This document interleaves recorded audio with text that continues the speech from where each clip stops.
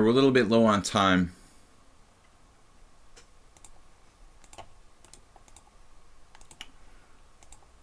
I don't know what's up with the all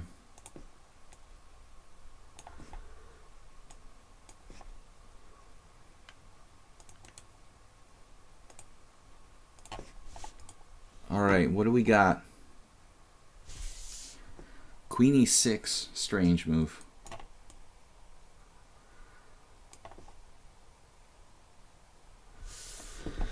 What do we got here?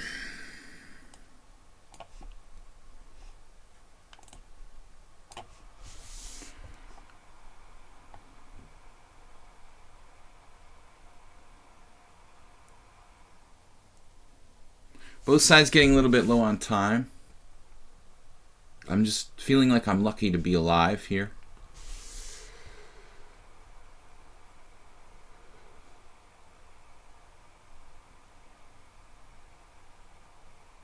Dropped a clear pawn earlier.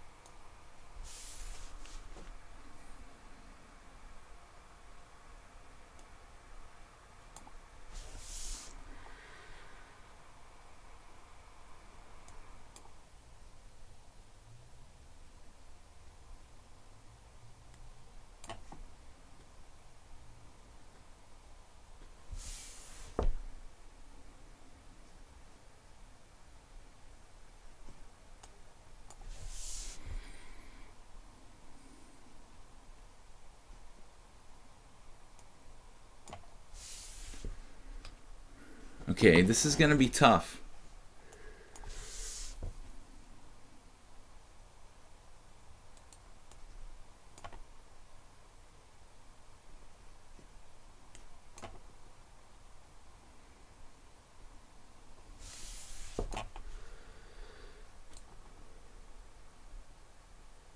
Queen and knight, very good combination.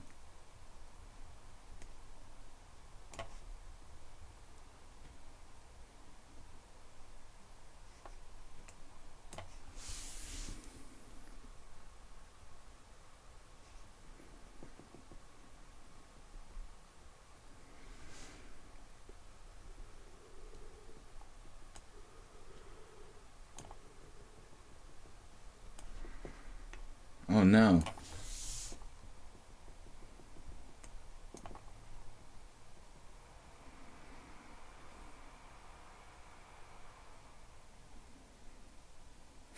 Okay, good game, man.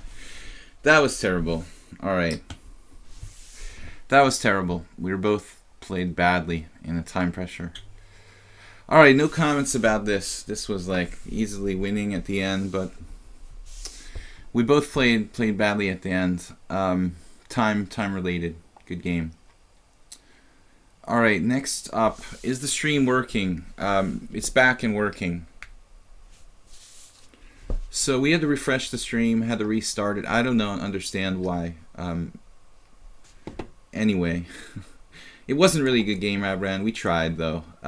I played badly in the opening, and then you let me get way too much counterplay. All right. It was a good fight, though. We'll call it a good fight. Not a good game, but a good fight. We both made enough mistakes there. All right. So against Pawn Spanker, I'm going to play c4. This game never happened. So that's why you lost internet, a bad game. Yeah, it was all a distraction, you know, to break his concentration so that he'd mess up. And that's basically what happened. As soon as I lost internet. But actually, I mean, you know, our connection to lichess was never broken. I don't understand the lag on the Twitch, because I've got a really fast connection to lichess here.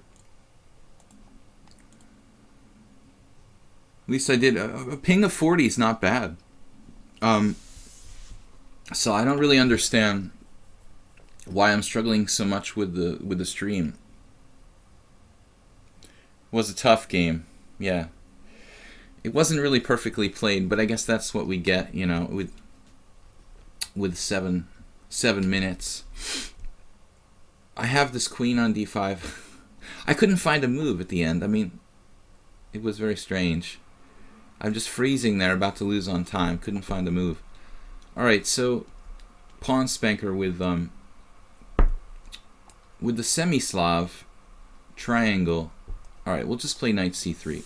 It's been a while since I faced the pawn triangle. It's not that common on the stream. Yeah, the 42 ping is excellent. I don't understand why I'm losing my connection to the stream, or I'm dropping frames in the stream, and I just emptied a lot of disk space on my computer, so it should be happy. I wouldn't think it was my machine causing it. Yesterday I freed up a lot of space on the hard disk, so it seems to me kind of random, actually. Like, everything will be going along fine, and then all of a sudden we'll get a lot of dropped frames, and then like you can restart it and everything will be fine again. So there doesn't seem to be really like a rhyme or reason to the stream dropping. But thanks for the game, Rob Wren. I tried to create something new there, but you immediately snapped my e-pawn. I never play setups with rook e1. Actually, I always play queen d3, but I was like, well, let's try something different. And then he immediately spotted the tactic. Knight takes e4. Good. Typical blitz game. So the problem with that setup that I played with rook e1 is that there's no real way forward for white. I mean, you really should be playing like queen d3 and f4. I mean, rook e1 exists in a lot of different positions. I thought maybe this was one of them, but apparently not. White should have a little bit of compensation when I lost the pawn there, but it's not enough. I have the d5 square, but it shouldn't objectively be enough. And pawn spanker, very uncharacteristic opening here. He likes to play really strange stuff usually, and now he's playing the Lasker variation of the Queen's Gambit.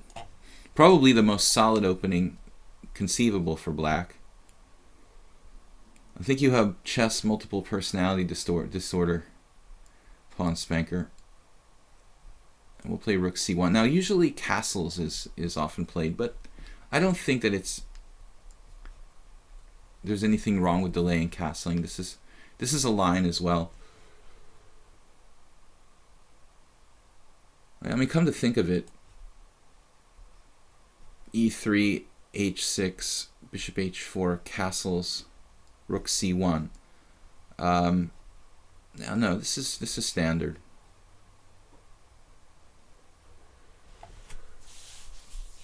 Grueling Stan says, to be honest, 42 ping is strange since you're in Hungary and the servers are in France. Ping should be no more than 10 milliseconds. What? That's pretty, I don't know, man. You must have like a really fast connection or something, because I don't think I've ever seen a 10 millisecond ping. If I lived next door to the server, that's wow. That would be really fast.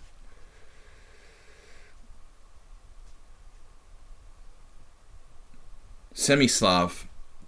It's not really a semi-Slav exactly, because he's playing the pawn triangle without knight f6. It doesn't really become a semi-Slav till black plays knight f6. And black can play all kinds of games with the move order. He can try to play like a weird Dutch with f5. The pawn triangle is kind of cool. But I mean, the critical thing is, of course, if you do play this line, I mean, you really have to be prepared for for knight c3. I'm spacing out here. What was I gonna say? Never mind. If you play the pawn triangle, it's more dangerous against knight c3 to play the pawn triangle because of e4 in this position.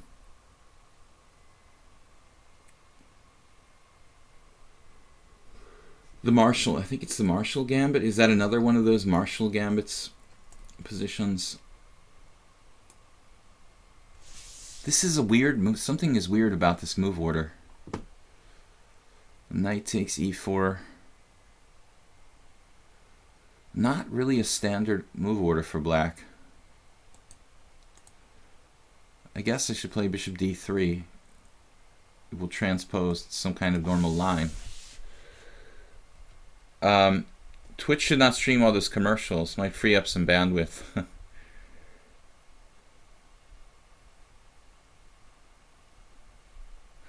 Oh, you think it's no, I think that lichess is good. 40 I don't think is that bad. I mean, 40 is pretty good, actually. Went down briefly. Yeah, who knows? Maybe conspiracy theorists can come up with something like the other chess sites. Chess.com is, yeah, they're DDS attacking lichess. Who knows? Nothing would surprise me. It'd be kind of sad, wouldn't it?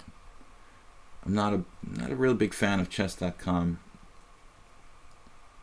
So in this situation, we're going to take with the rook because we've already spent a tempo developing it here. You know, in general, taking with the pawn would be okay. This is probably just all theory. The early c6, though, that's what's been bothering me about this position, I guess.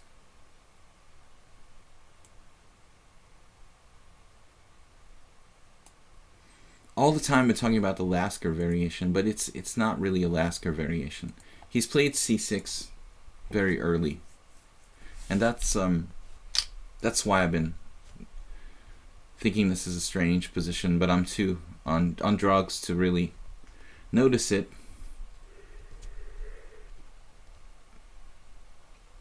Rabran said, as you said, computer recommended, yeah, knight takes e4. There's nothing wrong with what you played, Rabrans. In fact, but I just thought that maybe knight takes e4, you know, it's usually like a draw, those kind of simplifying sacrifices. And that's why I also don't do it with black, like oftentimes, because I want to play for a win. But in that situation where I'm kind of in a weird spot there, I was thinking, I haven't even castled yet. For some reason, it looked like a very good version of knight takes e4. Basically, Pawn Spanker's playing a kind of passive Lasker variation here with c6. Bishop on b3, I guess. In this position, bear down on f7. Knight b6 is not a great move. He needs to try to play for e5 here. And that's the standard plan. It's just that he's played c6, which normally wouldn't be in this early. But this is more passive. I don't like this that much for black. And now I have to decide whether you want to take this. I don't think I want to take this guy. I mean, I think positionally, we're going to play like...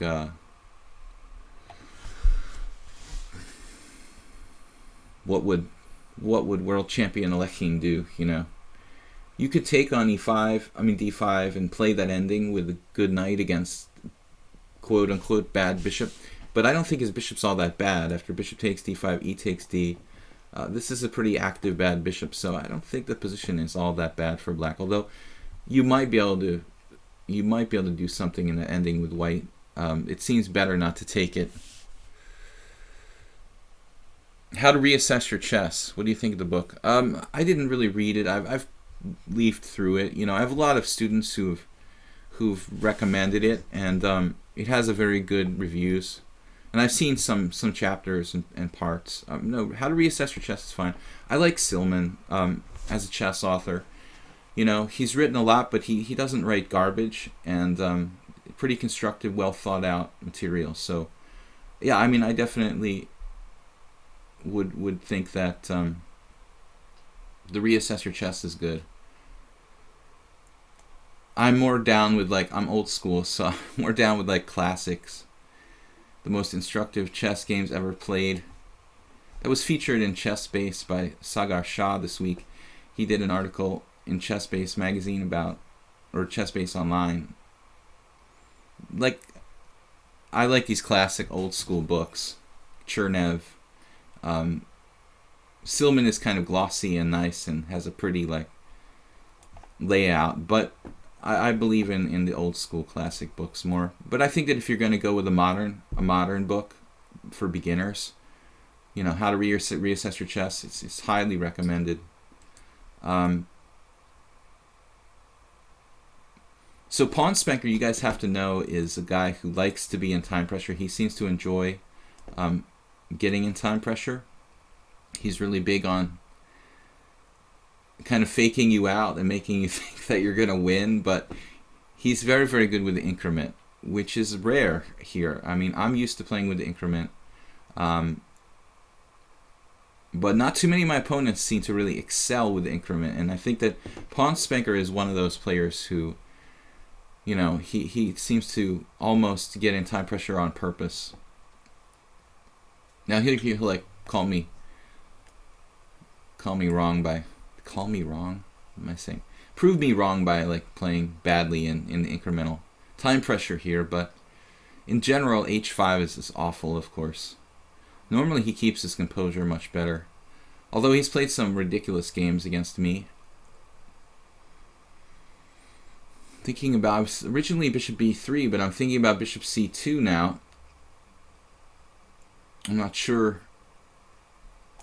it matters that much. h5 is awful for black. Can take on a5 maybe.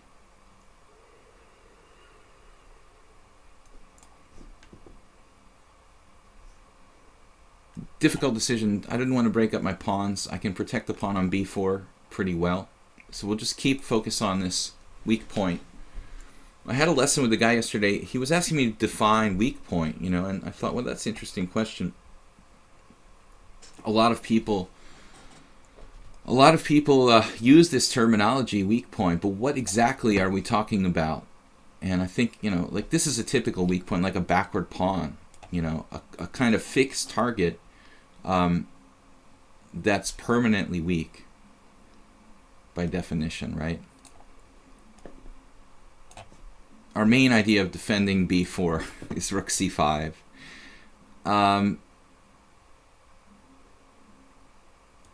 Tactics, anyone? It's not an ideal situation for me, actually. I mean, with the rook on c5, it's pretty awkward. Maybe we should try attacking with f4, f5 or something like that, but I really don't know. Bishop c2, bishop e4. This is very limited what my bishop can do on b3, other than sacrifices on this diagonal. Maybe I should have put it on c2 in the first place. Definitely would have been better. Now f6. Oh. Interesting. Yeah. Now we have a little threat. And he's in trouble now. His king will never really be safe here.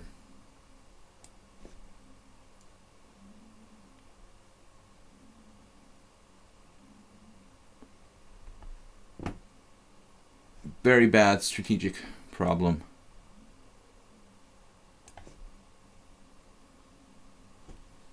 It's lost.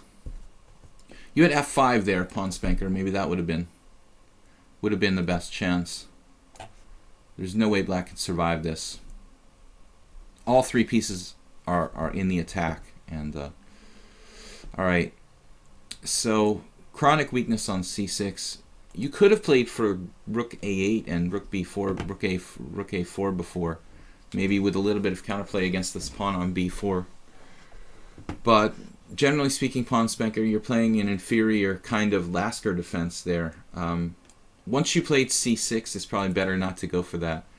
c6 early in the Queen's Gambit Declined is considered to be kind of inaccurate. So if you want to play the Queen's Gambit Decline, play the Queen's Gambit Decline. If you want to play the Slav, play the Slav.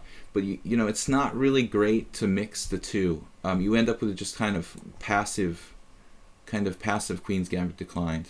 Slightly passive. I mean, you can get away with it, but mostly it's good for white. When is the next big? See you later this afternoon, perhaps, Rob Renz. Maybe in the mid-afternoon. I can play a couple games off stream. Thanks for joining us today, though. it's cool to have some other strong players taking part. And Spinal Tap is of course like really difficult for him to hang out because it's like 4 a.m. where he's at. So thanks again. We'll see you around. Bucanere. When is the next big chess tournament? That's a good question.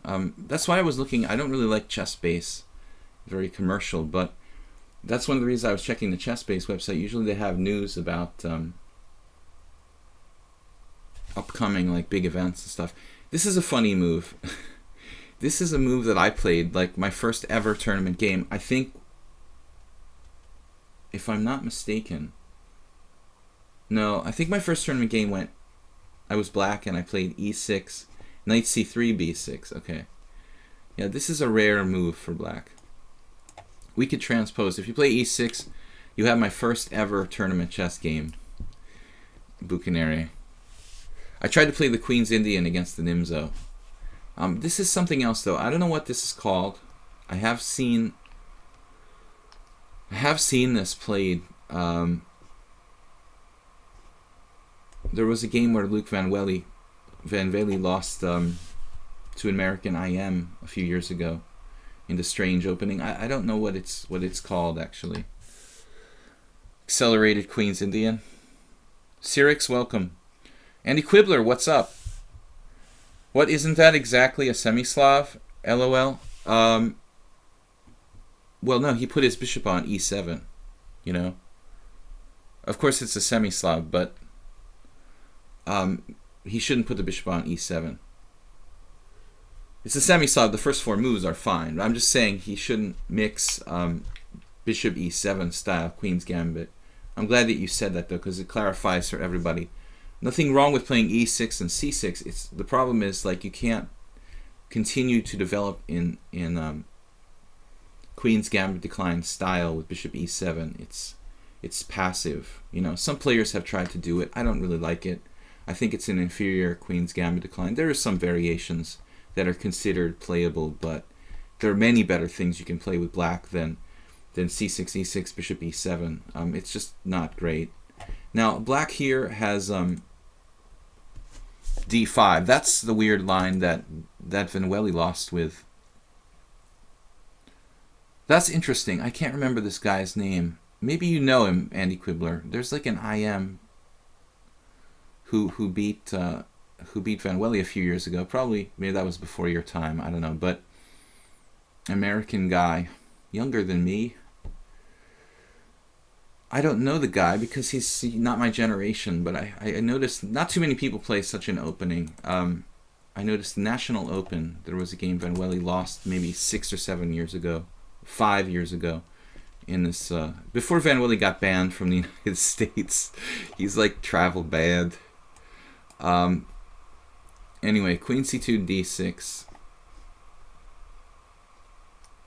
What are we going to do now? He's going to play like a kind of Queen's Indian.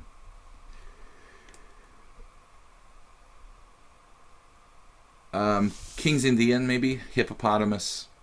Alright. No world champion this year? Protagon says. Well, no, I mean, I don't think they're running a world championship every year. I guess it would be like every other year? Every 4 years? I don't know. But you never know what FIDE is going to do.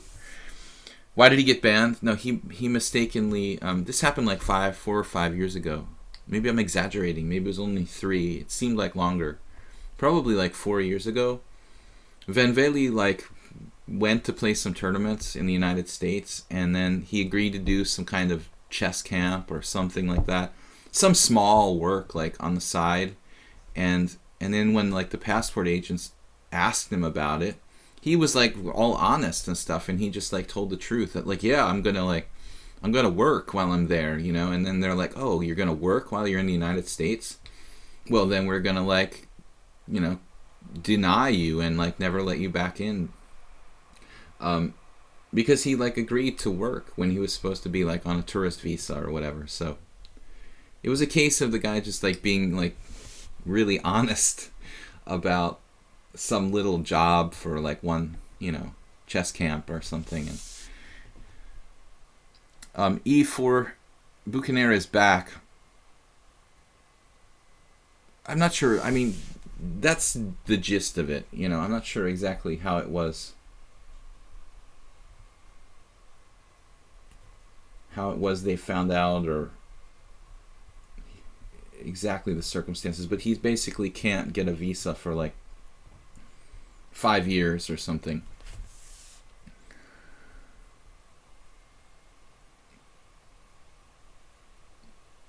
He's just, yeah, I mean, he tried to, you know, he admitted he was like doing a little bit of work while he was on a tourist visa, which is against the rules, you know. He didn't think it was so important or so, you know, big deal. So he just like openly admitted it, and I don't know what happened after that, but no big loss. I mean, for him, he can survive without a few USA tournaments. He's a good guy, though.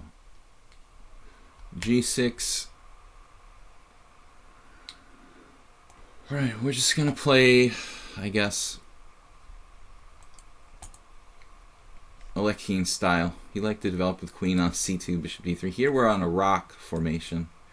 We're not really excited about queen on c2, bishop on d3 in this position. I'd rather like reposition the queen back to d1 or something here. I was wondering about knight c6, but I can just play a3. Maybe knight c6 is interesting, though.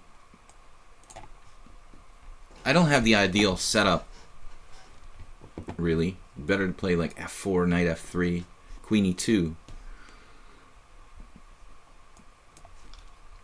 But we have limited time.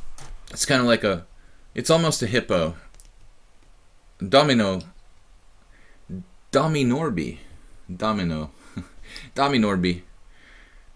Servus. We don't get that many Magyars here. My Hungarian is like kindergarten level. But welcome. I do speak, but I'm pretty bad. I don't really talk. I try not to speak in Hungarian on the stream because no one understands it, and I'm not even that good. But welcome. Jó napot kívánok. Good day, everybody. I'm living in Budapest since 2004. I mean, I do speak Hungarian, but it's really, I'm not proud of my level of Hungarian for how long I've been here. Of course, most people in Europe, especially chess players, speak some English, so it's easy to get away with not learning a native language when you're living in Europe. Rook c8. That's very early. Maybe we just take the space here with b4. Walter Brown would like this. He loved to just take a lot of space on the queen side when it's free space. But it's thematic. I mean, we're going to discourage c5. The rook is now off the long diagonal. And a6 is, of course, reasonable but passive. But the problem is how to break it down. Maybe I could even play c5 myself here. But my queen is not really well placed. And I mentioned this earlier. Let's play something solid. f3, bishop e3. Maybe correct my queen placement with queen e2. I play the same-ish against the King's Indian a lot, and so I feel a little more comfortable if we can transfer the structure to something more comfortable for me. I don't know. f4 feels like I mean, of course that's playable, but I'm kind of overextending myself. I know, Andy Quibbler, CEO, he's talking about Yasser Seirawan playing bishop d3 against the King's Indian, and Yasser popularized that system with bishop d3. Yeah, bishop d3, knight ge2. And the other day I was watching, I rarely go to the Internet Chess Club, but the other day I was on there for some reason, and I saw Yasser playing a blitz game, and he just crushed like Slavko Tsichach with, I don't know if that's the correct pronunciation, but Yasser was playing like a maniac. Was interesting. You know, you expect Yasser to play like very positionally, and it was a 3-minute game, and Yasser is like, normally when I played against him, he was always like ultra positional, you know, but Maybe he changes for different players. In this game, he was playing like an absolute maniac. Check this out, this b5 idea. He's going to trap my bishop on d3. We have an interesting intermezzo here, c6.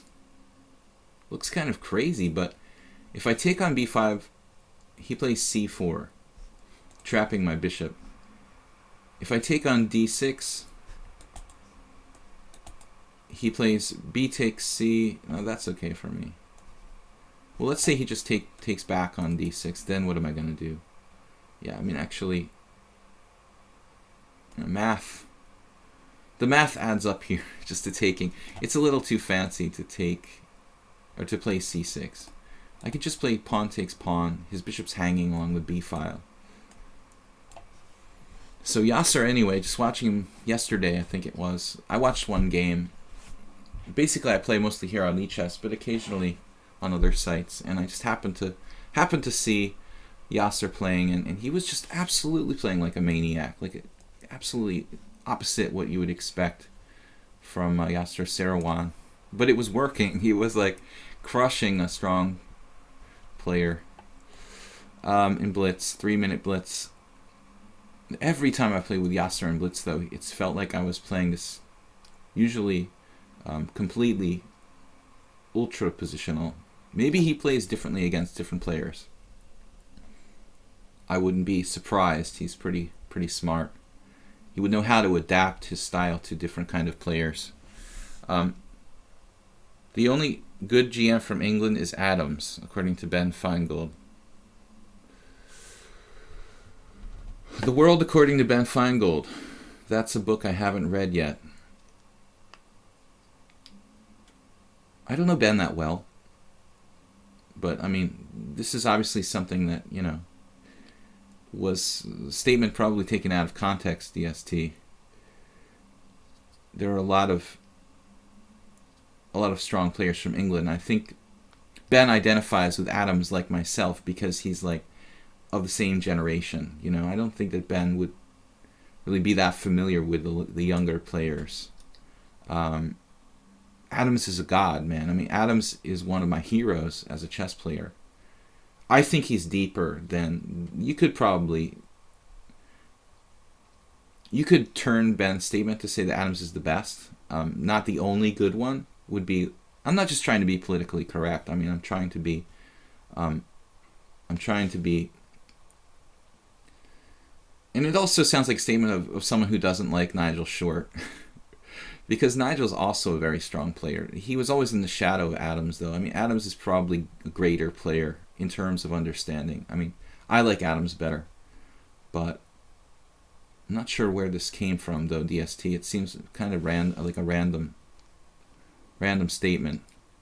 How did we get on this subject? All right. Exactly. Nigel Short, no, he sucks.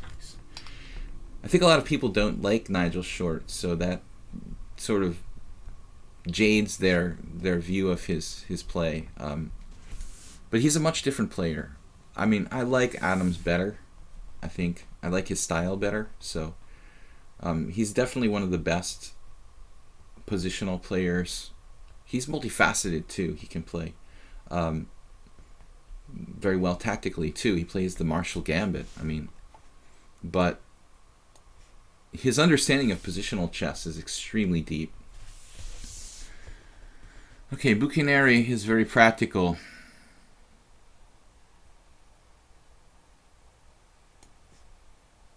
Clear pawn down. Clear central pawn. But he's keeping the game alive.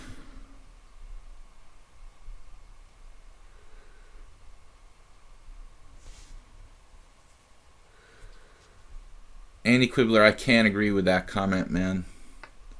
Nigel at his peak was clearly better than Adams. I mean, you're a young player, man, but I don't think so. There would be any way to justify that. Like, that's not right, man. You couldn't possibly. justify that in any way, like by ratings. Because Short like once qualified for a world championship by freakishly beating Karpov in a match. That was a completely freak result, actually. I don't think so. I can't agree with that, dude. I think Adams probably had the higher average rating over his career. The only thing that makes Nigel Short stand out is the fact that he played this match with Kasparov. But it was ridiculous. Like, if he played 5 matches with Karpov, he would have probably lost 4 out of 5. But he happened to win that one. I mean, it was really, like, insane and unlikely that should happen. 97 check.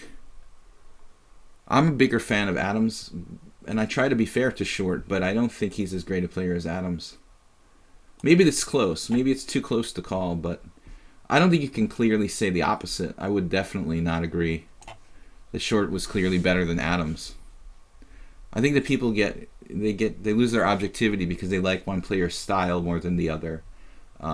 But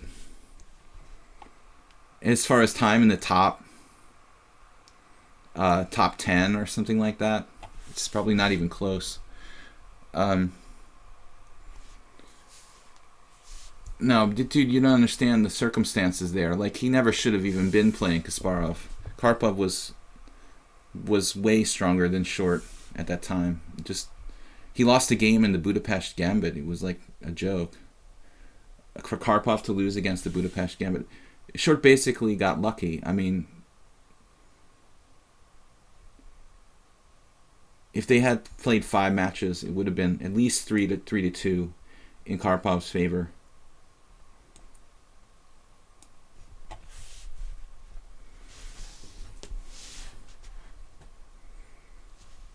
Who's the most positional player ever?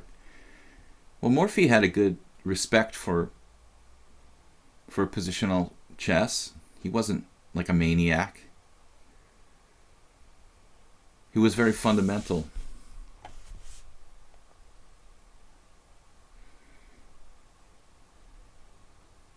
What do you think about the Accelerated Dragon opening? Accelerated Dragon, I think the Marazzi bind is a big problem. I think that it's like actually a pretty solid defense for Black, but hard to play for a win in Accelerated Dragon because of the Marazzi. Bucaniere is a fighting player. We're now up the exchange and a pawn. Yeah, I can't. Adams is one of my favorite players. I can't take Nigel Short over Adams. But anyway, yeah, changing the subject. On to something else.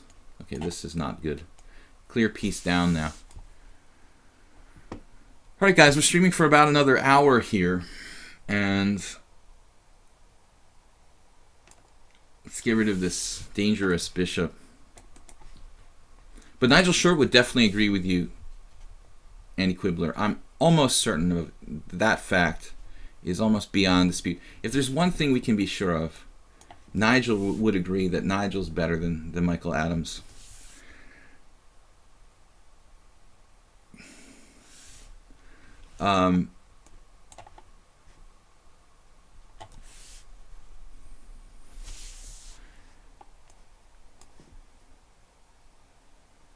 But DST started the conversation with this random question about Ben Feingold said, Bucaniere, you're not one to give up, are you? You remind me of somebody else we played here. Bucaniere, is that Italian?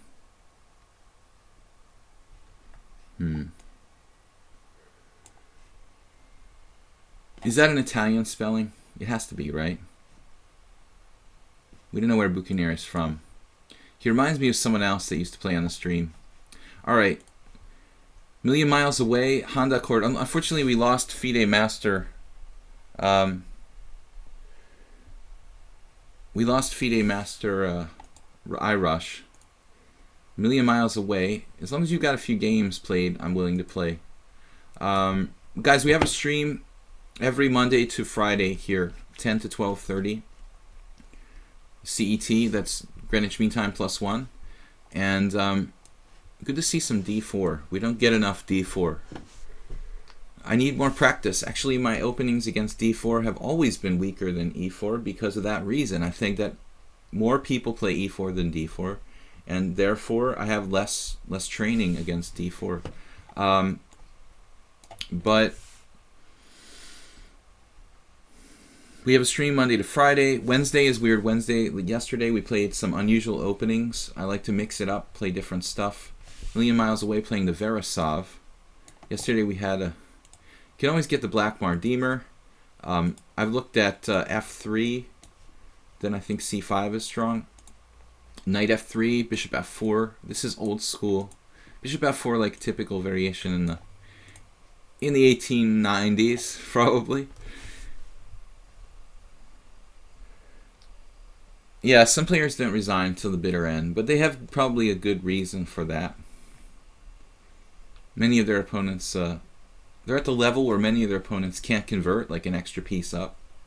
So experience teaches us to play on until we're sure that Million Miles Away.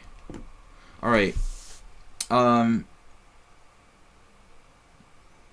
I've played mostly pawn takes pawn here, although I don't think that move is necessarily best. Knight c6 is fine. There are some weird sidelines with like d takes c5. And this position I might have played against a Vietnamese IM named Wang.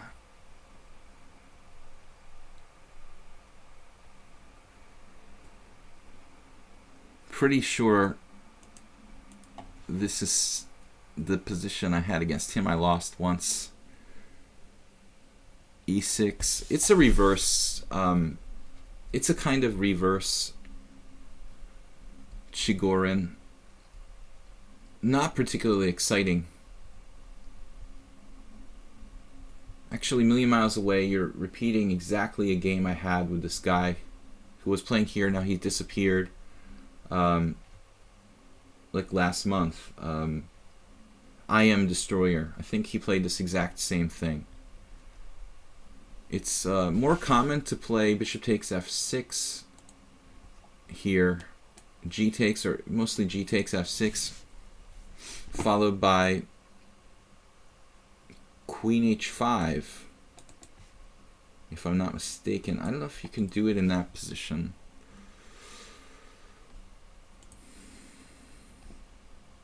Yeah, this is what the guy played against me, the I Am Destroyer. We had a couple games in this. But you're not I Am Destroyer. He was like 2300. Buccaneers is Cajun French for Smokehouse. Wow. Buccaneer. Oh, that's interesting. I thought you spelled it differently. No. I thought it would be Italian, so that goes to show what I know. Bishop takes, I'm sure it's something similar in Italian. Bishop takes c6 right away. The last game was awful. You lost your concentration due to the computer crash.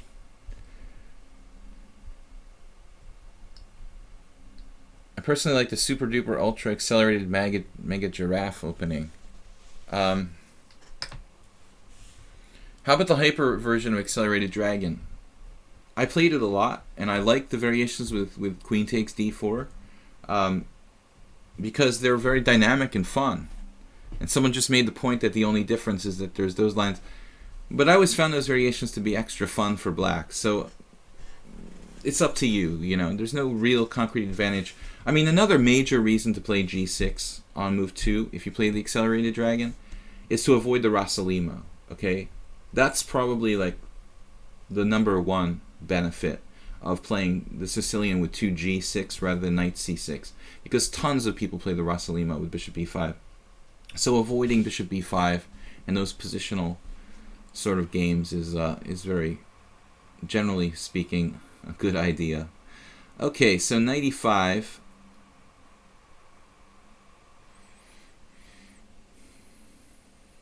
Now at this point, I guess there's nothing wrong with exchanging on d4.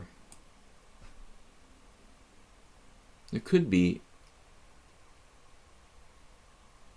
a question of which way white recaptures, with the pawn or with the queen.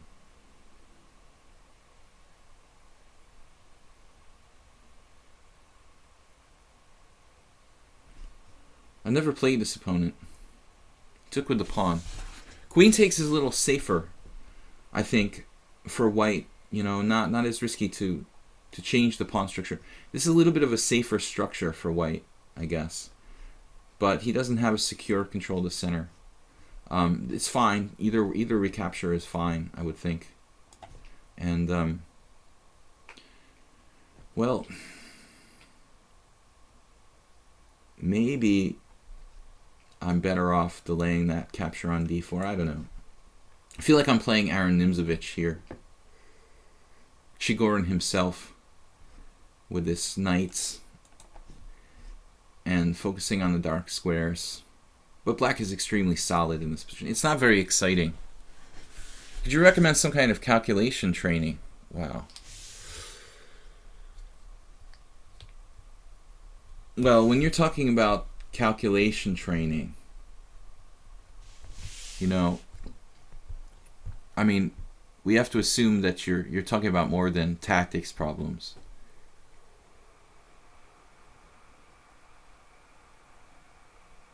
I always liked, a lot of people don't like it, okay, but it's kind of controversial. But I always liked Kotov's Think Like a Grandmaster, and I think that's a formative work.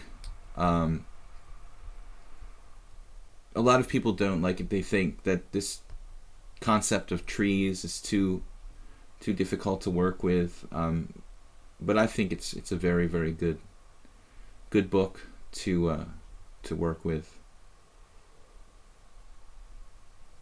So, Kotov, Think Like a Grandmaster, teaching you to calculate in terms of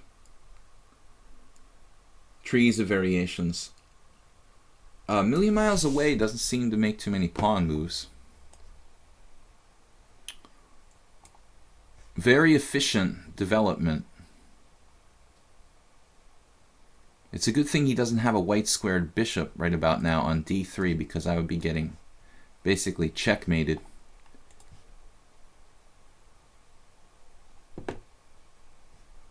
We have not played this player before. He only has 144 games. So my radar is up. You know, sometimes people like to troll me and use like engines to play. I mean, it's possible here. It looks very computery, but it's possible he's also just a totally random guy who's just really into Nimzovich, kind of Chigorin, and just happens to not be moving very many pawns and using piece play. But this looks like totally correct thus far by white. Basically perfect. Debatable about like pawn takes d4. You could play queen takes d4 there. But I like the position a3 though is a human move. Black is very solid, but I'm also passive in this position. Quite passive. a3 I think is a mistake. It looks like he's just weakening his structure for no real apparent reason. So I guess we should trade pieces and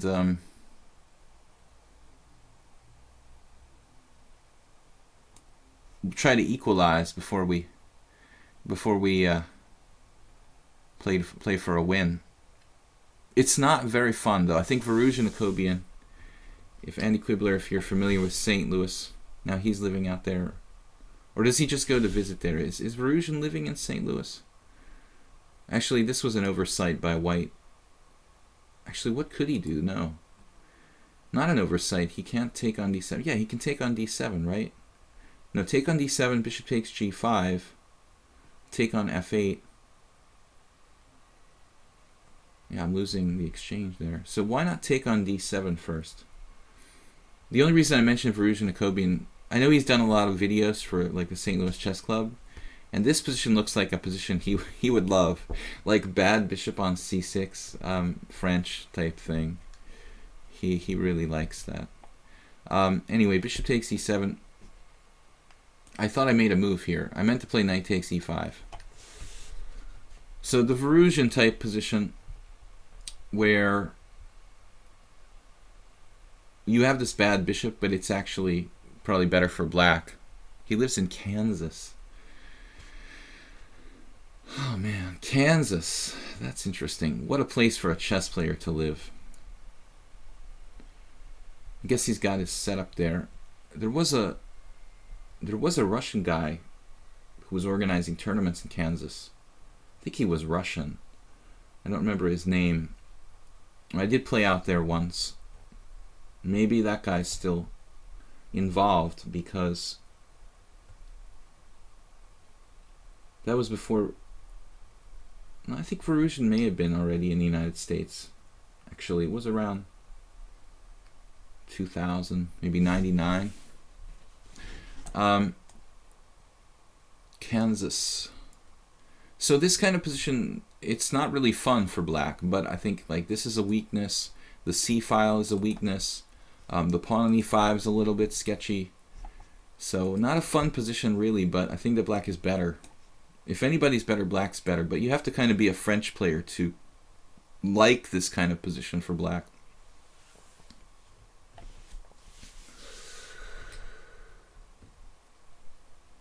Do GMs often train versus each other, or do they only train within their own team?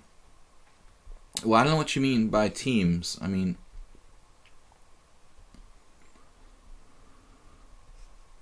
of course there are teams. There's like national teams, there are club teams, but team is not really a natural concept in the game of chess. A lot of grandmasters like Mr. Fischer, for example, are very solitary. And oftentimes when you're talking about big egos in many cases. So these guys, I mean, everyone can be egotistical, but the level of egotism at the grandmaster level is pretty high. So oftentimes people are like, you know, their egos are too big to handle like sharing their knowledge. You know, they view everyone as a threat. So a lot of times stronger players have a hard time working together with others. Of course, at the very highest levels, they usually are able to put that aside. A million miles away, though, looks like he's made some mistakes. New opponent for me. So as I said, I'm always like on the lookout for people trolling me, but he's playing like a human. Is this a good move? Rook b4.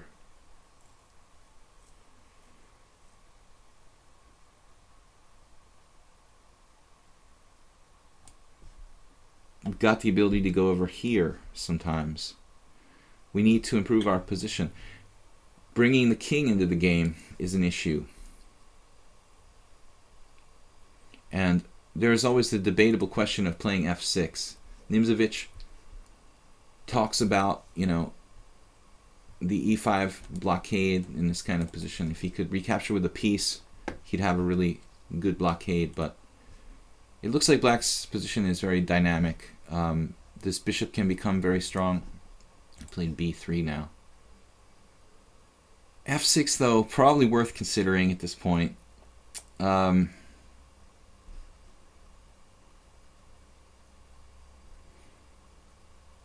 Timing is probably important, though. Problem is that my e-pawn can become backward if I go that way. You know, maybe it's better to wait, not create any weaknesses. And that's a good-looking move. Well, we're better. Might be more efficient to play f6 and actually just king f7. All right. I'm on the fence about this move, f6. But if I get the king to the center, we have a bishop, a big central pawn mass. I'm willing to let this go. We're going to give up on the idea of the e5 pawn as a target, Our e6 pawn is not that weak. Hopefully, we can play e5 and expand in the center.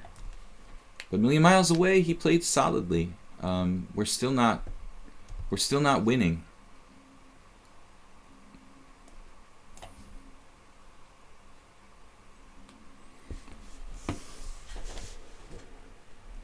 Central pawn mass, as I said, maybe e5.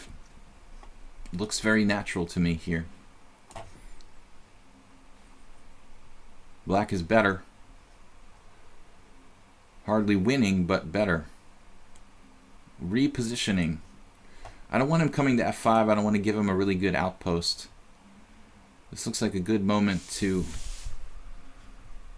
I could have played king e6. I guess that was simpler. Just king e6. Probably simpler. My bishop, I felt, was a little dead. Kind of dead on this diagonal. Alright, d4, c4. I'm going to reinforce my pawn on d5. Maybe I should have just played d4. Also, bishop f5 is interesting. There's a lot of different moves. A million miles away is doing nothing fairly well here. But c4, d4. It's kind of a frustrating position. d4, knight d3, rook b5.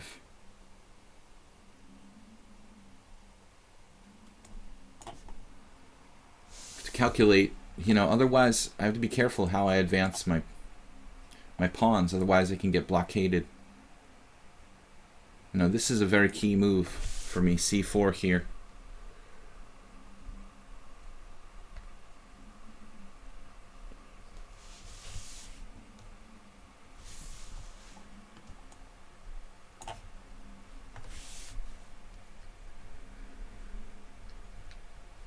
Looks good. We might be able to win a pawn here, but the more important thing is breaking up his structure. A lot of rook endings are draws, even a pawn up. So I wanna think about maybe more than winning a pawn. You know, if knight c1, for example, is it good to cash in my chips for pawn takes pawn, or should I try for more? As it stands here, we got to take the pawn now. Penetration on the 7th rank is really, really bad for white.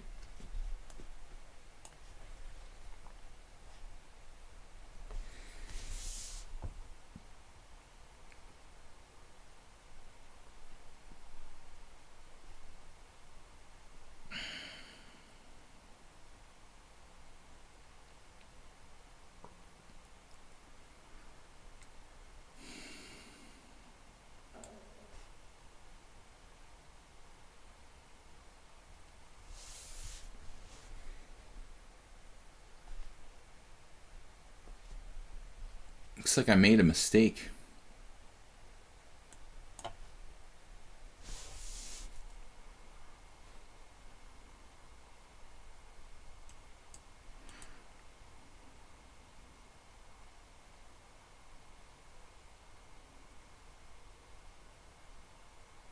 He's got rook c7. So I did make a little mistake here.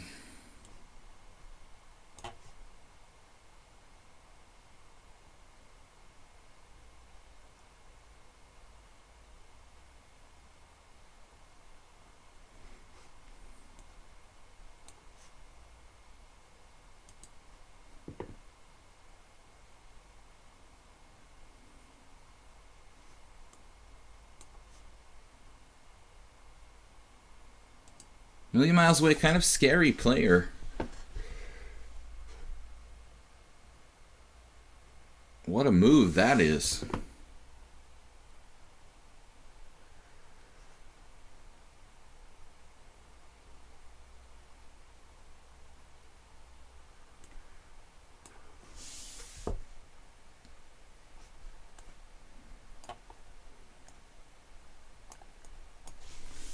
There for a moment, I think that I was in trouble. think I was really maybe in a situation where I couldn't make progress anymore. Damn, dude. No matter what I do, he finds an answer. Am I even winning this position?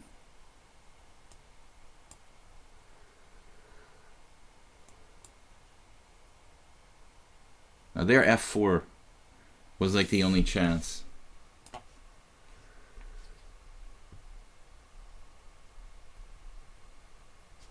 What a hard fighter Million Miles Away is.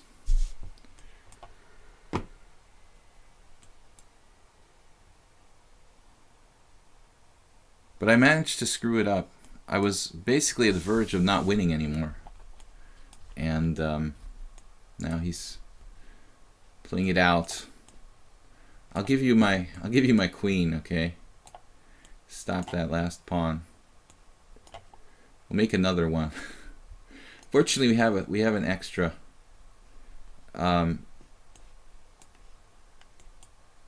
Anyway, guys, we only have 30 minutes. Thanks for resigning in good time.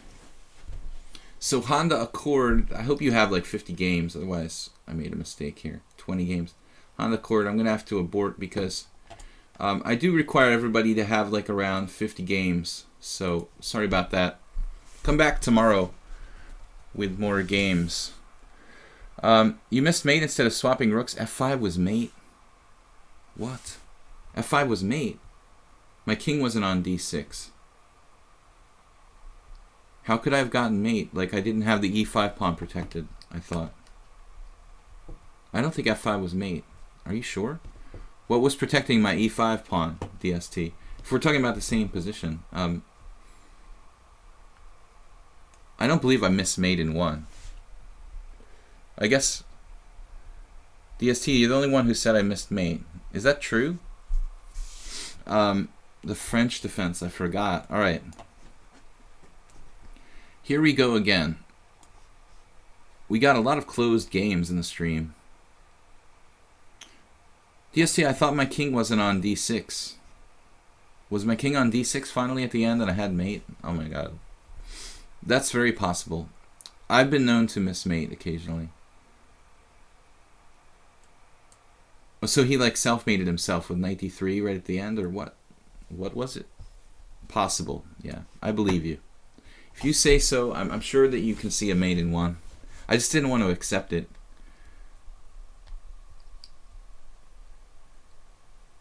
No, I didn't have mate. Oh man, you're making that up. I feel bad enough already. I was just looking at this position, ironically, with one of my students yesterday. It's not something you'd see every day. But one of my students who plays the French defense actually had this position in a blitz game. And I thought I'd talk about it with him because I've played this with white off and on. It's a totally non-theoretical variation. But I've used it in blitz a lot to just kind of take French players out of book. Once I beat Kaidanov in a blitz game with this, I was proud of that because he's such a good French defense player. B3, and then the question is, I think C5. This is best. I think in the past, well, one question is maybe I should delay bishop b2 and get on with the king side, because in the past I think I've played bishop b2 too early, and we need to get on with the king side development here. So this is okay. No rush with bishop b2. First like rook e1. This is some sort of coffee house system. I have no idea like who originally thought of it. I thought of it on my own, but like many ideas, it's been invented by more than one person separately. No, it's a relief to know I at least don't miss mates in one, although I do sometimes. I didn't today. I played a little shaky this week. Castles now. You can play e5 at some point, but generally speaking, I like to kind of keep the tension as long as possible. And the bishop b2, he can always play d4 and shut down that bishop. The trick is if I play e5, I'm going to need to keep that pawn. I'm going to need to keep that pawn protected. On e5, it's usually a little extended and difficult to maintain out there. Now, Mule Skinner probably played this with me once or twice already. And by the way, Mule Skinner won against me 2 days ago for the first time. He has 3 draws. He has a bad score for a guy who's played a lot of tough games against me. Pretty weird. He's unlucky.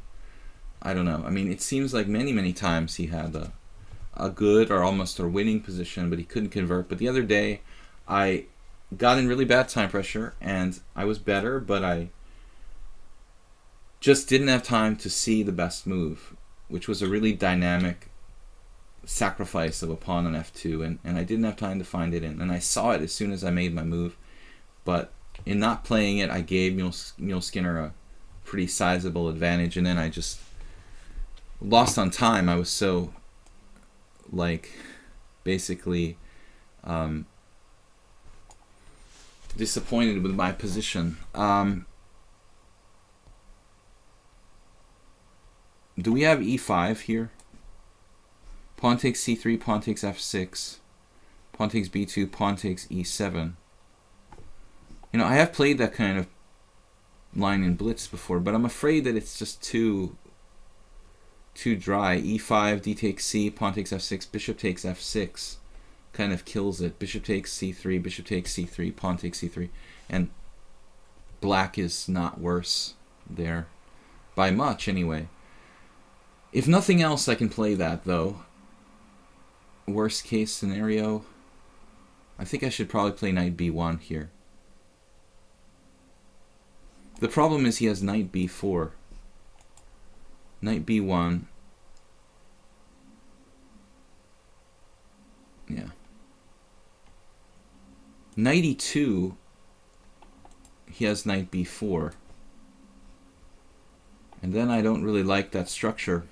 Once in an English defense, I had a game with Igor Novikov who did this to my structure. It's not a good thing. After losing to Novikov that game, I'll never let that happen again. Just a really bad pawn structure for white. After knight e2, knight to b4.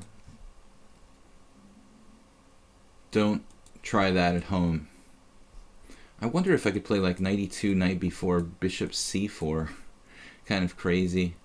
Knight takes e4, knight takes d4. Knight takes f2. It gets a little crazy. It's probably good. I'm gonna have to play knight b1. I think this is the best of the options at hand here. But highly accurate move order by Mule Skinner. Why? Wait, is my time control too long? Yeah, dude. Yeah, I mean, we won't be here tomorrow. Actually, it's very too long. Queen c7. No, Andy, I'm not even going to get to play. We're not even going to get to play because I have to leave in like half an hour. So any time control is too long. Queen c7.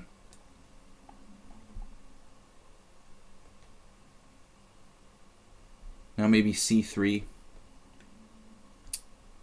Not sure if I like c3. We have had almost identical game with Mule Skinner, now that I think about it. I think I've seen him do this before. And it almost seems like a mirror image of a previous game I had with him. In fact, or maybe I was just showing a game. Well, in my game with Kaidanov that I referenced, he played like d4 too early, and I was able to play bishop b5. And he played like d4 and e5 too early. I was able to double his pawns on c6. That's one thing black should be careful about. Not trying to rush with d5 or d4 and e5. And Mule Skinner has, I think, timed this pretty well. The pawn's a little overextended on d4, but at the same time, my pieces have lost a lot of time. I lost a lot of time with the bishop. Black is probably slightly better here. objectively because of the space advantage with d4. How many master degrees are there? You're talking about like here on lichess? Lichess is just kind of combining different titles. I mean, there's international titles like Grandmaster, International Master, and FIDE Master, which is FIDE is the Federation International of Chess, which awards those 3 titles, and the Candidate Master, CM. So 4, 5, 6 titles. 2 women's titles, at least 6 titles for International Federation. You also see NM, which means National Master. So here on lichess, they try to honor all the different types of titles. CM, LM stands for Lag Master. LM stands for Lichess Master, which was something created for strong players here on lichess who didn't have like an official title in over-the-board chess. But I think that Andy Quibbler is pretty strong. He could qualify for the so-called Candidate Master title, which means like 2,200. I wouldn't pay for it out of my pocket, but if the Chess Federation pays for free, maybe I'd take it. I had a funny story with my FIDE Master sort of title back in the early 90s. I should have qualified for the title, and like, I don't remember what happened. I think it took a year or two. I had to get back the rating points. They didn't apply for the title the first time I qualified for it, and like the Chess Federation would have paid for it, but then like I didn't think I had to pay out of my pocket, but maybe I was like the last player or something who got the FIDE Master title without having to pay out of pocket or something like that. $50 for your title. That's sick. I mean, it's just really demented, that any individual would have to pay for an honorary title. If anyone has to pay, it should have to be like a chess federation somewhere, but never under any circumstances should an individual be forced to or be asked to pay for a chess title. It should be an honorarium, This is a tough position now. Mule Skinner's played this really well. I'm not going to get in ridiculous... the DST, what happened was they didn't apply. I guess I had to request it or something. I didn't realize that. I had 30 games, or 27 games, I think it was. I don't remember if it was 30 or 27 games at 2,300. And I had achieved it back in like 1992. But no title was applied for. So then like I had to go under. I went under 2,300, and then I couldn't be a FIDE Master anymore. So I had to re-achieve the achievement of whatever it was, like 30 games over 2,300 FIDE. I had to achieve for the second time after already having achieved it, because I went under 2,300. So it took me like 2 more years or another year to get back. But I don't remember now, but I think it was like I was the last player who like the Chess Federation paid for, or something like that. They're always changing the rules. The U.S. Chess Federation, like all chess federations and all organizations, is incompetent and corrupt. I think that's the nature of organizations, and especially sporting organizations. Governments, organizations of any kind, if they're not corrupt, there's something wrong with them. That's what I figure. D3.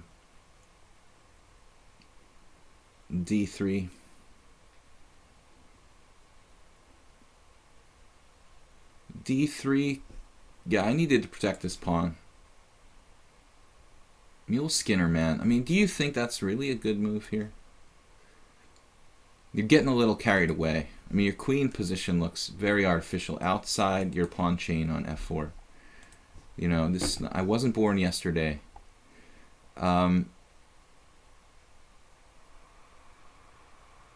We had an awfully similar game, no? Like last 2 weeks ago.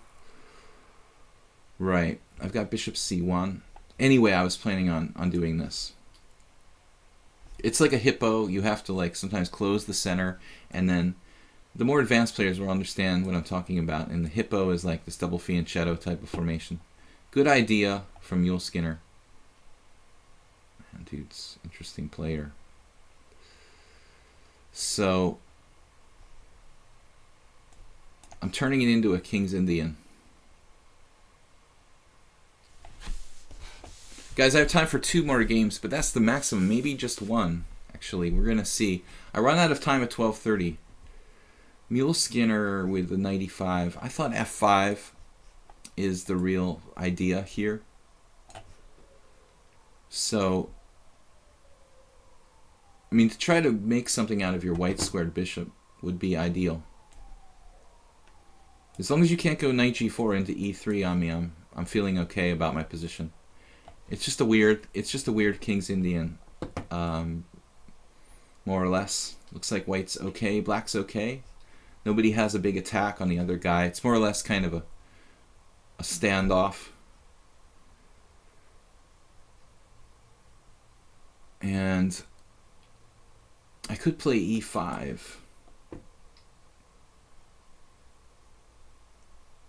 e5, it's very double-edged.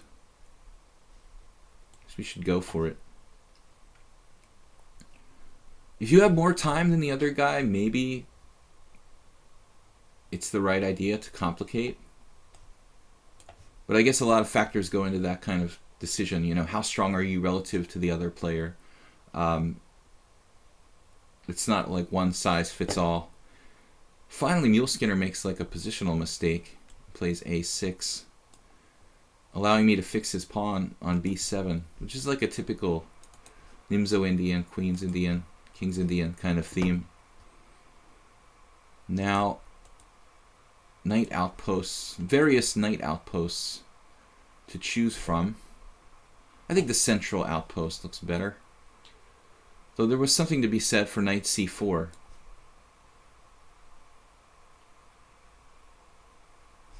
Mule Skinner's really hanging tough. He's up to 2,089. I don't know if that's... Is that higher than your normal rating, Mule Skinner?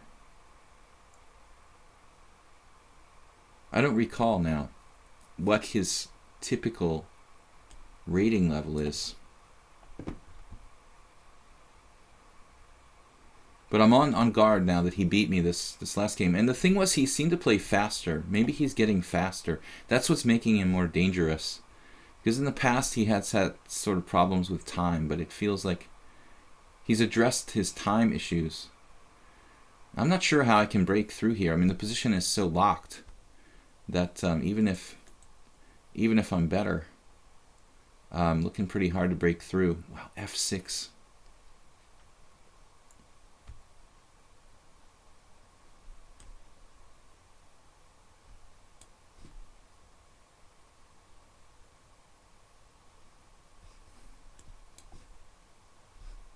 What? Man, you have to take with the pawn there, and there's no question. That was a terrible move. I was really scared about my game. After pawn takes f6, I think maybe, unless I missed something tactically, after pawn takes f6, I think I'm in a lot of trouble. g4, you lured me into g4, and that's the idea. This was like an intentional trap. Wow.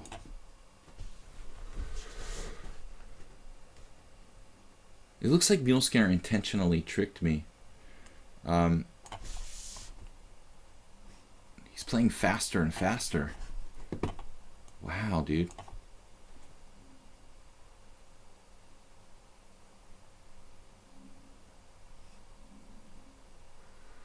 Looks like I just dropped a pawn.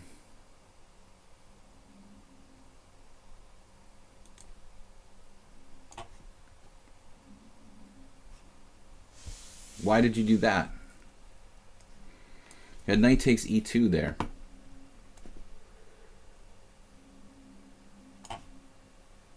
I was super lucky here.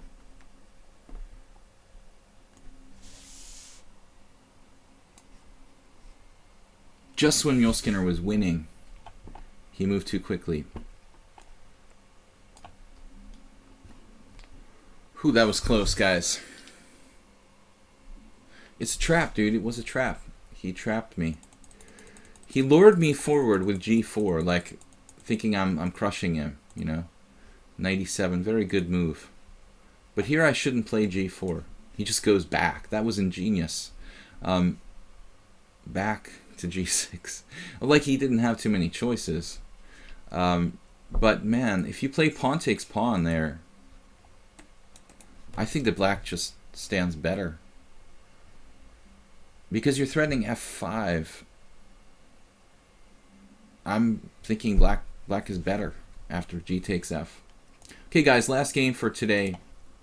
Bulbul. Bulbul was a new opponent for me yesterday. It was a weird game. I made a mouse slip, and then I was like speculating that he could be using a computer, but he didn't really play like it, you know. So I don't think so. I think he just played inconsistently during the game, and I lost on time in a game where I thought I was on the verge of losing, but I just didn't have enough time to calculate. It was probably okay for me. Guys, this is the last game for today. Another Verisov. He had 5 seconds. He seems to calculate pretty well with 5 seconds left.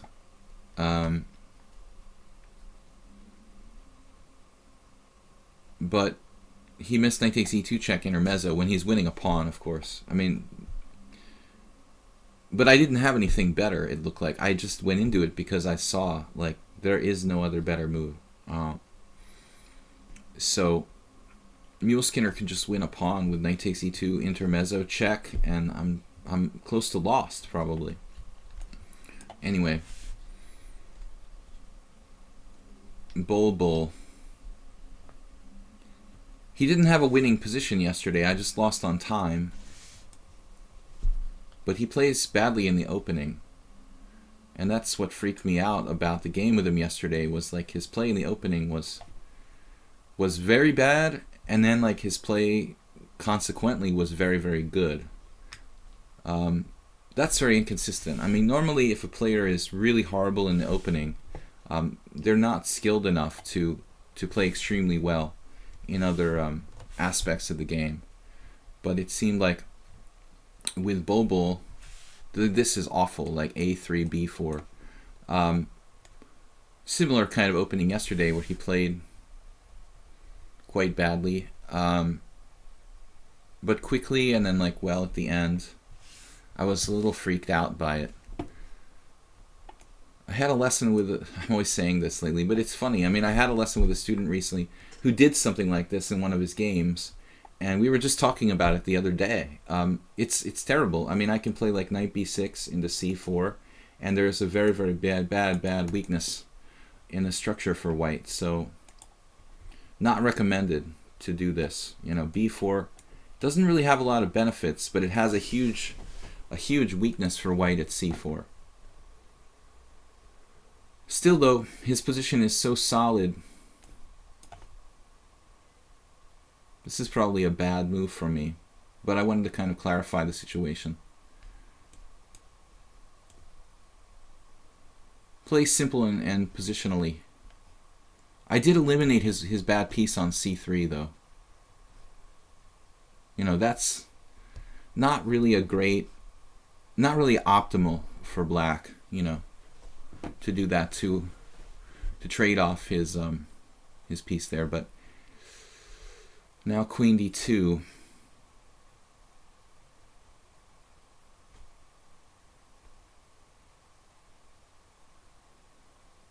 Should we play for knight c4? Should I make some kind of pawn break here? Not really sure, you know. White's piece placement is not bad. Like, he doesn't understand pawn weaknesses. And so a player who's like advanced tactically wouldn't be they would know better than to create really bad weaknesses like that. For the most part, there are some exceptions, especially with players learning online. But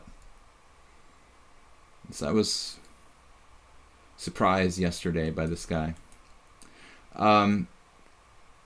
He's also very fast. He's only used a minute so far, so it's under surveillance.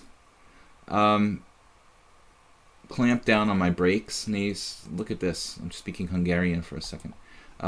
He's clamped down on my c5 and a5 breaks. I can play b6 and c5. It's interesting, but it would liberate his bishop, his bad bishop. So it's hard to come up with a plan for black here, objectively. Probably knight b6 and into the c4, what I was talking about before. There was something I didn't like about this that I'll illustrate a little later. But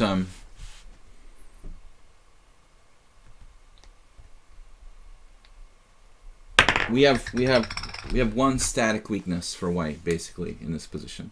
This token advantage of c4. Yeah, no, Bulbul, I'm sure that you're legitimate. You've got 1,500 bullet games. I don't think that you're using a computer to play bullet.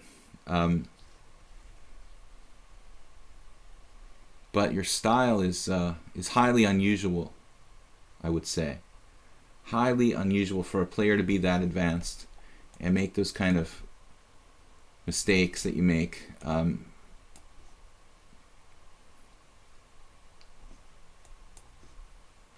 So anyone who can play as good as you but make those bad moves, like you hung a pawn on c7 yesterday, that was very strange, just outright dropping a pawn on c7. It's pretty weird, you know. And very, very bad moves in the opening that seem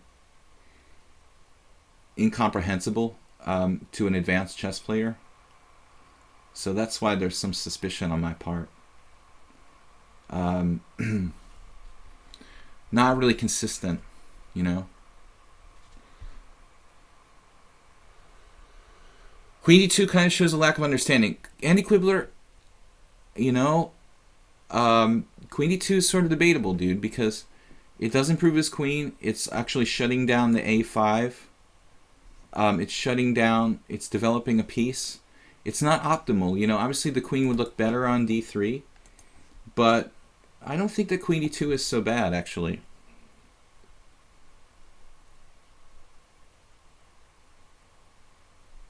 But this kind of player, it's very unusual to see someone who plays the opening as badly as he does, or strangely as he does. The move like b4, that's so horrible that it's difficult to understand. Anybody could be 2100 and make a move like that, you know. I mean, it's like almost like he's doing it on purpose to look like a beginner or something, you know.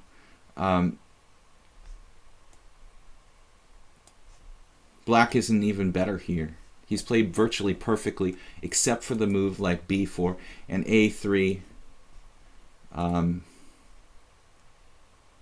Not ideal, but a3 like lost his opening advantage, and then b4 gave me an advantage. But after that, like, we'll probably see no mistakes. That's how the game went yesterday. If I try a5, I might not get my pawn back. In the meantime, he's threatening e4. So I don't think that black's even better here. You know, despite this bad bishop, despite him making this insane b4 move, I think that my advantage isn't enough.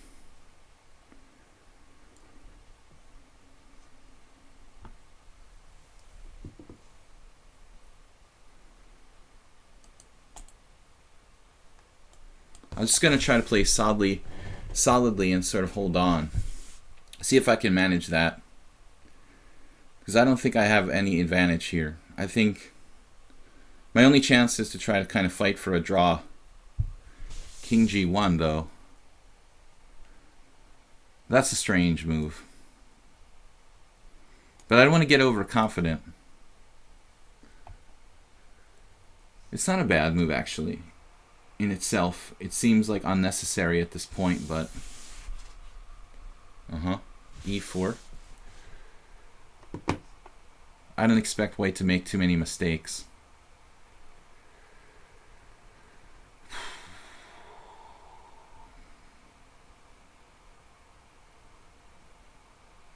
Maybe I should play f5.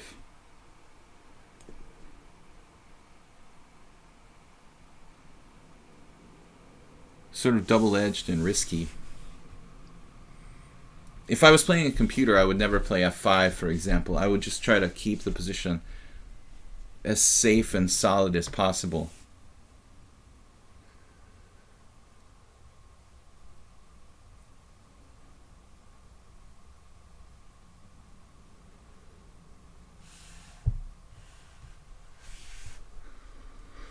Yeah, I've played, I don't know, lichess seems pretty good compared to chess.com as far as people using engines. I think that lichess polices it better. I mean, if somebody cheats against you on chess.com, it's almost impossible to even figure out how to like report them for doing it. It's really inaccessible and yeah, I know you didn't win, Bulbul, but your game is inconsistent and strange. And you know, I was on the verge of losing, and I had 5 seconds left and had to find only moves.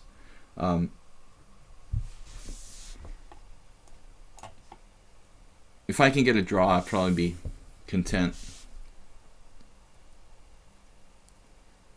We'll see, though. He might make some mistakes.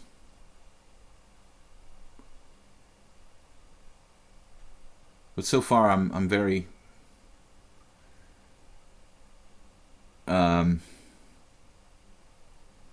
reticent about this opponent. It's kind of computery, but not sure. No, you definitely didn't play any super moves, dude. But what's not normal about it is that you played some really, really bad moves and then turned around and played really, really well, like the next minute, which is not really, normal. I'm not, I wasn't born yesterday. I mean, I've had a lot of people be very tricky against me. Yeah, I'm sure.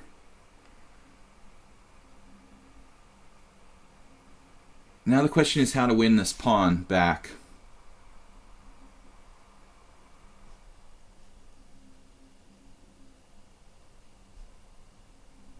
Should I go bishop d8 right away? Right.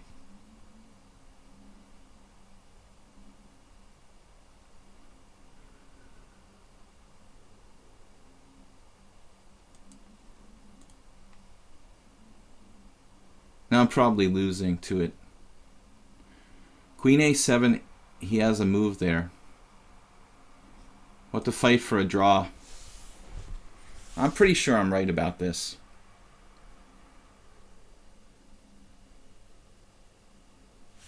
That's a possible mistake. Bishop takes b4.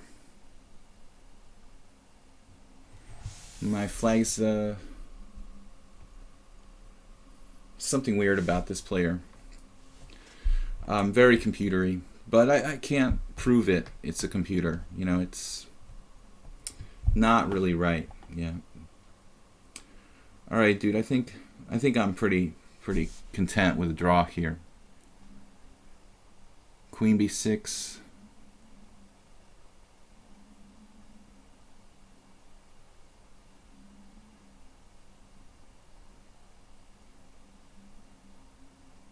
To be very careful, yeah. It's an honor to draw with an IM, yeah.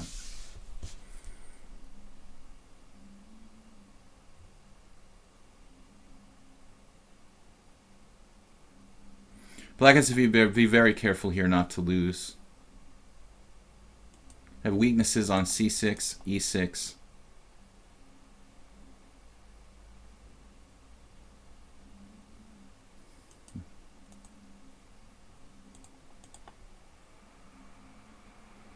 If I lose the A file, I'm worse.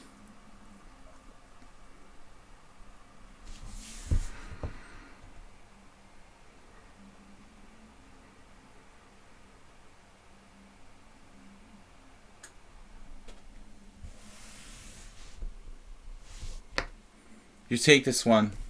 How long did it take you to get to 2,200 FIDE level? I'm just gonna resign this game. Doesn't look right to me.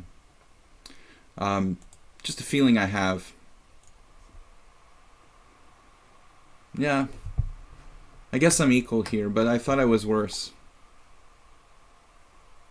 Doesn't feel like a human being. Alright guys, I'm going to be back tomorrow with more chess. Tomorrow's Friday, so we'll be playing from 10 a.m. to 12:30 CET, and we'll be playing classical blitz 5 to 8 minute games like this. This position though, I just resigned because I think that white's kind of suspicious to me, so it's a good chance that he's using an engine. It plays very much like a computer. Can't really prove it, but I don't want to continue if I feel that way. So anyway guys, we'll be back tomorrow. Thanks for joining me. Don't forget to check out my YouTube channel, Video Chess Training on YouTube.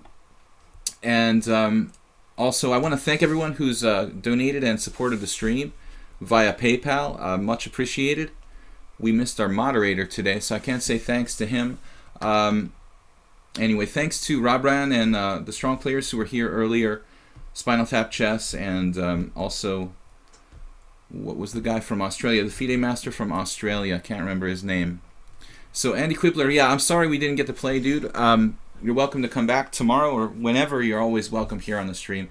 Guys, I've got a busy day, so I got to leave. It's 12:30, and that'll be enough for today. So again, thanks for joining me, and don't forget to check out the YouTube channel. I'll see you guys tomorrow. Bye-bye.